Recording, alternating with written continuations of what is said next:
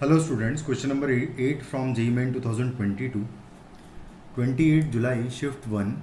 The question is, for alpha belongs to natural number, consider a relation R on natural numbers given by R is equal to x comma y such that 3x plus alpha y is a multiple of 7. The relation R is an equivalence relation if and only if कौन सी condition satisfy होगी ये निकालना है मुझे. तो basically मुझे इस relation को इक्विवेलेंस रिलेशन बनाना है, तो उसके लिए अल्फ़ा की क्या वैल्यू पॉसिबल होगी वो हम देखते हैं. तो स्टार्ट करते हैं. फॉर रिफ्लेक्सिव, सबसे पहला रिफ्लेक्सिव बनाने के लिए हम क्या करेंगे कि अगर इसको हम रिफ्लेक्सिव बनाना चाहते हैं तो इसका मतलब ये है कि a comma A belongs to that relation होना चाहिए, यानी कि 3a प्लस अल्फ़ा a का वैल्यू जो है वो 7 टाइम्स k होना चाहिए.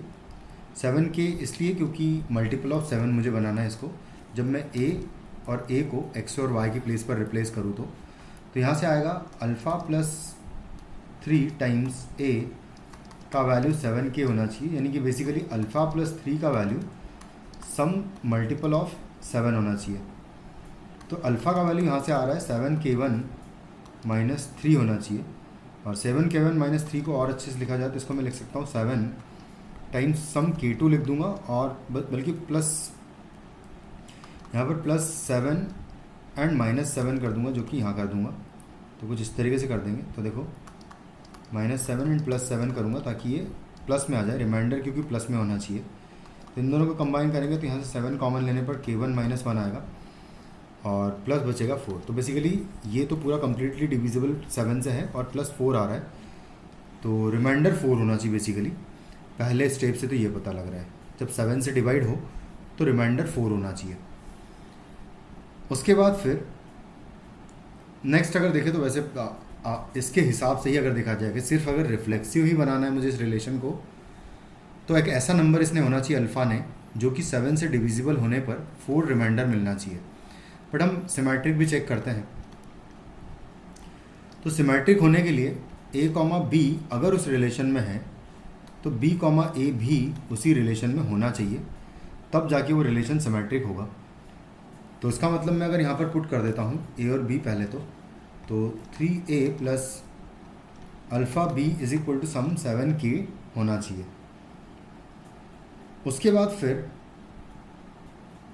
दूसरा मैं अगर यहाँ से b कॉमा ए भी अगर सेटिस्फाई कर देता हूँ तो 3b एंड प्लस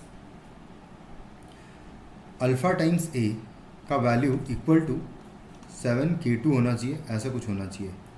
दोनों ही 7 से डिविजिबल नंबर्स होने चाहिए.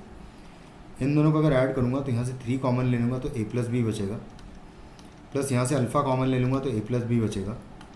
7 टाइम्स k1 प्लस k2 आएगा. यहाँ पर भी अभी कुछ k1 और k2 ही ले लेते हैं, तो k1 प्लस k2 आ जाएगा यहाँ पर 7 टाइम्स. फिर से बात वही आ रही है कि 3 plus alpha times a plus B जो कि नेचुरल नंबर्स हैं वो बराबर होना चाहिए 7 टाइम्स k1 प्लस k2 के. तो बेसिकली 3 प्लस अल्फ़ा फिर से मल्टीपल ऑफ 7 होना चाहिए. सॉरी, हाँ सही बात है, मल्टीपल ऑफ 7 होना चाहिए. तो यानी कि अल्फ़ा इज इक्वल टू फिर से 7k प्लस 4 होना चाहिए. तो फिर से वही चीज़ आ रही है. तो बेसिकली हमारा आंसर ही वही हो जाएगा, ऑप्शन डी. और सेम वे में हम लोग प्रूव कर लेंगे कि भाई जो ट्रांजिटिव है उसके लिए भी यही चीज़ प्रूव होनी चाहिए. तो option D is the correct answer. Thank you.